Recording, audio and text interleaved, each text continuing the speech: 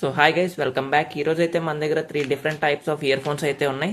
ఈ 3 అయితే నేను విడివిడిగా అయితే బై చేయలేదు, 3 కలిపి కాంబోలో కొన్నాను. ఎంత కొన్నా అనుకుంటున్నారో ఒకసారి గెస్ట్ చేసి కామెంట్ చేయండి. లాస్ట్లో అయితే నేను దీని రేట్ అయితే చెప్తా.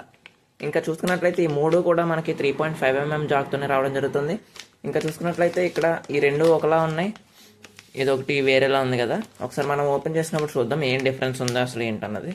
సో ఇవి మనకి దాంట్లో వచ్చిన ఇయర్ ఫోన్స్ అయితే ఈ 2 చూసినట్లయితే సేమ్ ఒకేలాగా అయితే ఉన్నాయి, ఒకే కంపెనీ నుంచి వచ్చాయి. ఇంకా కలర్స్ మాత్రమే డిఫరెంట్. ఇంకా ఇది చూసుకున్నట్లయితే చాలా లో క్వాలిటీగా ఉంది. ఇది ఒకటి వేరే బ్రాండ్ నుంచి ఇచ్చారు, అయితే సేమ్ బ్రాండ్ నుంచి అయితే వచ్చాయి. దీని క్వాలిటీ అయితే బాగాలేదని చెప్పొచ్చు.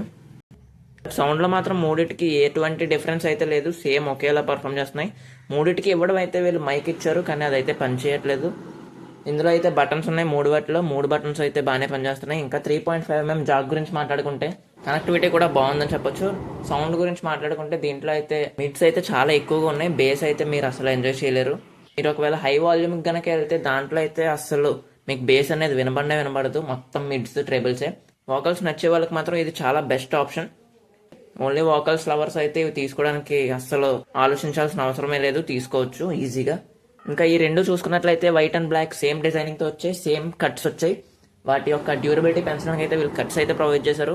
ఇంకా 3వది చూసుకున్నట్లయితే అసలు చీప్ క్వాలిటీ అయితే ఉంది, కానీ సౌండ్ క్వాలిటీలో మాత్రం 3 వాటికి ఎటువంటి డిఫరెన్స్ అయితే లేదు, సేమ్ ఒకలాగే పర్ఫామ్ చేస్తున్నాయి. సో దీని రేట్ అయితే 120 రూపీస్ దొరికే నాకు 3 కలిపి. మీరు కనుక తీసుకోవాలంటే లింక్ డిస్క్రిప్షన్లో ఉంది.